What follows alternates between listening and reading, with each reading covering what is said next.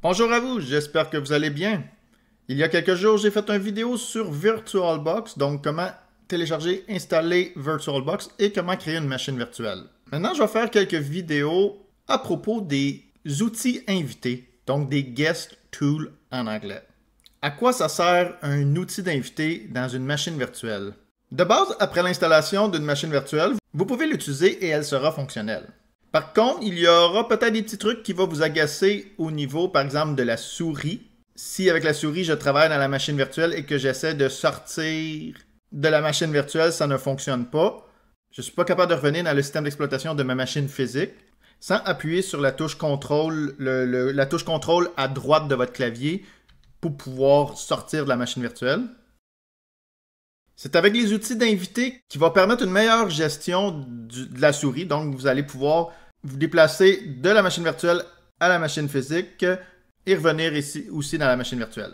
De façon très fluide, en fait un peu comme si les trucs dans la machine virtuelle seraient une application bien normale. L'autre truc sympa que ça fait, c'est une meilleure performance au niveau des graphiques, de la carte graphique, mais également, si vous agrandissez par exemple cette fenêtre-là, la machine virtuelle va également agrandir.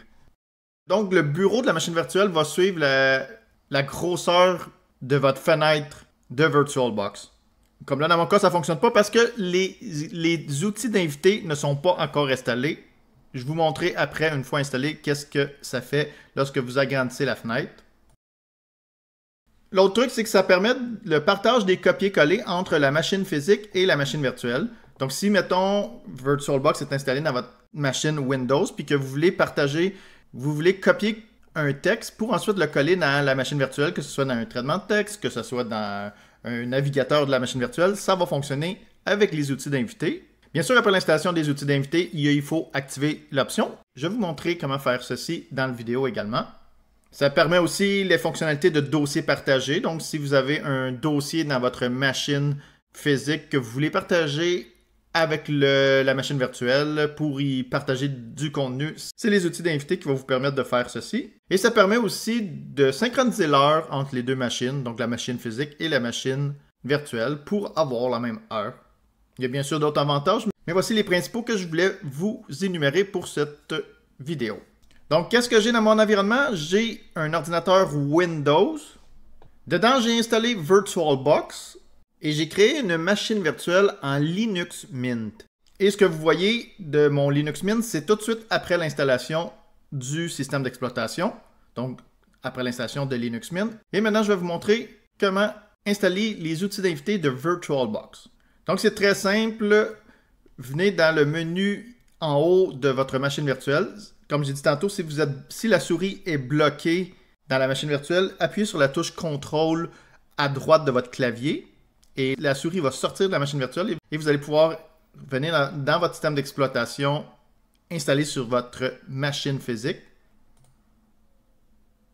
Dans le menu en haut, on a dans périphérique, on a l'option insérer l'image CD des auditions invitées. Donc j'ai cliqué dessus.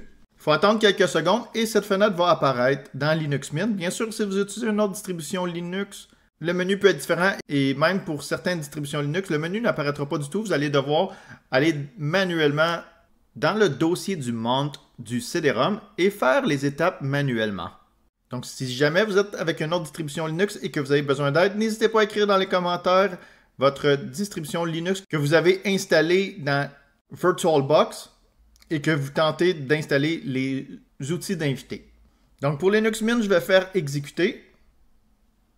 Et là, ça demande le mot de passe de mon utilisateur. C'est une opération qui demande les droits d'administrateur, donc c'est pour ça. Donc, l'utilisateur actuel ou que vous êtes connecté doit être administrateur de votre machine Linux Mint.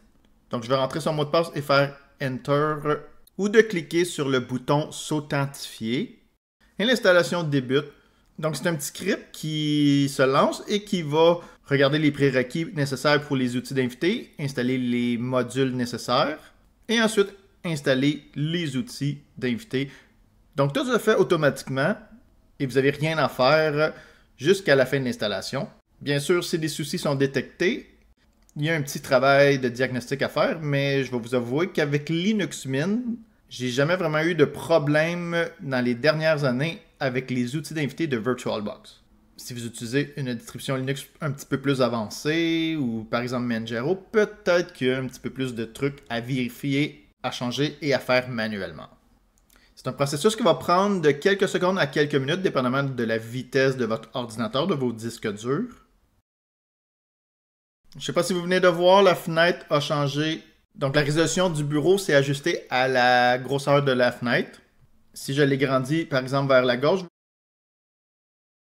vous voyez que mon bureau s'ajuste également. Donc c'est très sympathique. Donc quand l'installation est terminée et a bien fonctionné, vous allez avoir ici « Press Return to close this window ». Donc je vais faire « Enter ». Et la fenêtre se ferme. Donc encore une fois, je vais agrandir ma fenêtre et elle s'ajuste. Je peux l'agrandir également en hauteur. On voit que sans avoir redémarré la machine virtuelle, ça fonctionne. Par contre, j'ai vu dans les notes, j'ai vu dans la doc que certaines fonctionnalités comme le copier-coller pourraient nécessiter de redémarrer la machine virtuelle pour fonctionner. Donc c'est ce que je vais faire quand même. Je vais redémarrer la machine virtuelle pour bien vous montrer la suite du vidéo.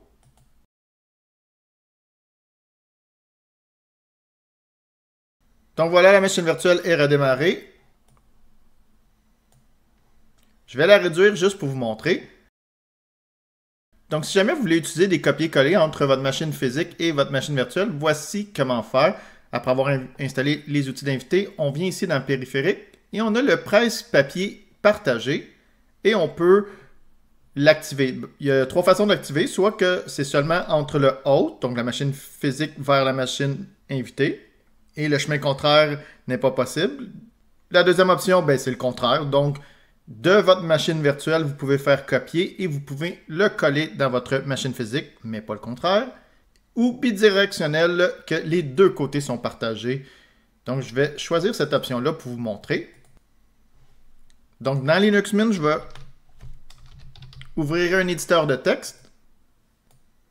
Et dans Windows, je vais aussi ouvrir un éditeur de texte, donc le bon vieux bloc-notes. Et si j'écris « Allo », et que je fais copier, je pourrais le coller dans la machine virtuelle. Voilà.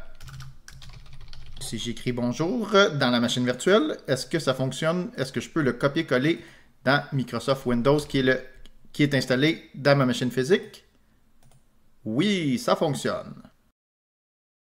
Donc voilà ce que je voulais vous montrer pour cette vidéo. J'espère qu'elle a été utile pour vous. J'espère que vous l'avez aimé.